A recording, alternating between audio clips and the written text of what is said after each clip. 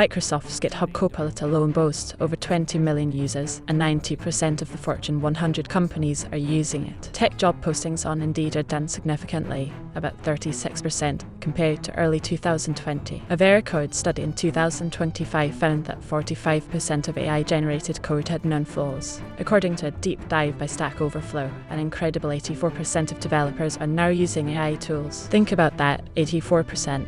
If you're not, you're in a shrinking minority. But here's the twist. While everyone's using them, nearly half, 46%, don't trust their accuracy. That's a jump from 31% just last year, showing a growing unease despite widespread adoption. It's like driving a car you secretly believe might crash, but you need to get to work. The stakes are high, and the changes are happening faster than many realize. That's not just early adopters anymore, that's mainstream enterprise adoption. In 2024, 62% of developers were already actively using AI in their daily work. This isn't just planning or testing, it's hands-on, day in, day out integration. The baseline shows a massive leap from previous years, and it's only accelerating.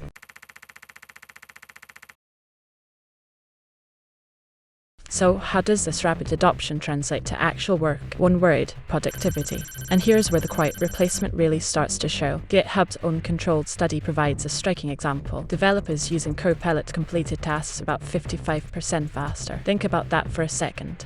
More than half the time saved. It means one developer can do the work of almost two. This isn't just a classic benchmark, it's a huge shift in the efficiency equation. But it gets even more specific with tools like Copilot Autofix. During its beta, developers fixed code scanning issues over 3 times faster. Imagine finding a bug and AI just fixes it mostly on its own. When it launched fully in August 2024, it claimed to auto-fix 2/3 of supported alerts. That's less time spent on tedious fixes, and more time for what, exactly? Higher level thinking, or just less work required overall. A real-world example comes from Saxo Bank. They reported about 30% faster coding across their 700 developers after adopting Copilot, 30% quicker. That's not small potatoes, that's a massive efficiency gain for a large team. Companies don't just invest in these tools for fun, they do it to cut costs or, more subtly, to avoid hiring. If your existing team can do more with less, why bring in new people? The capability of these AI agents isn't just about speeding up individual tasks anymore. They're starting to fix actual complex bugs as well. Look at the SWE bench, a standard test using real-world GitHub issues. In 2024, Cognition's Devin, an AI agent, solved about 14% of problems. That's a start, but it's not exactly taking over the world. Then came 2025. Anthropic's Claude 3.5 Sonnet hit a stunning 49%, and the newer Claude Sonnet 4 claimed in a standing 72.7%. We're talking about AI solving complex, real-world GitHub issues at a rate that would make most junior developers nervous. OpenAI even says its O3 model set a new state-of-the-art record on SWE bench without scaffolding. This means AI is not just assisting, it's independently solving problems that previously required human ingenuity.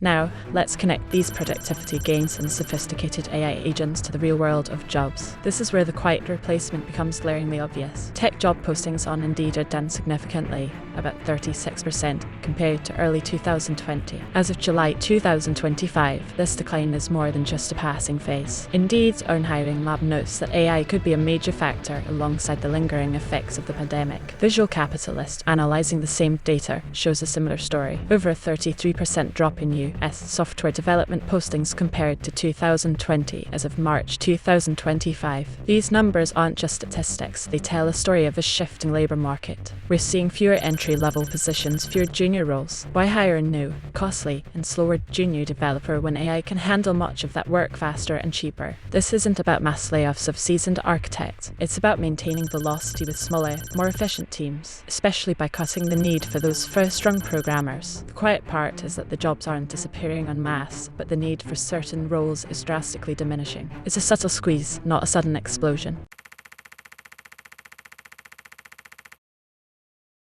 However, it's important to keep things balanced. The Bureau of Labour Statistics still projects growth for software developers, a 17.9% increase between 2023 and 2033. This projection does consider AI impact, so how can both be true? Declining postings now, but long-term growth. It implies a shift in what kind of software developers are needed, and the answer lies partly in the friction points of AI-generated code. AI code is fast, but it's not perfect. Far from it. A Veracode study in 2025 found that 45% of AI-generated code had known flaws. Almost half. That's a huge chunk of code needing human oversight and fixing. This isn't about AI writing all the code now, it's about AI writing a messy first draft that still requires a skilled editor. Consistently, security firms like Snyk report that teams frequently encounter security issues in AI-generated code. The sentiment on security is mixed. Some see it as a help, others as a new headache. And here's a kicker from Stack Overflow. About 35% of their visits are now specifically to fix AI-related issues. That's real debugging overhead.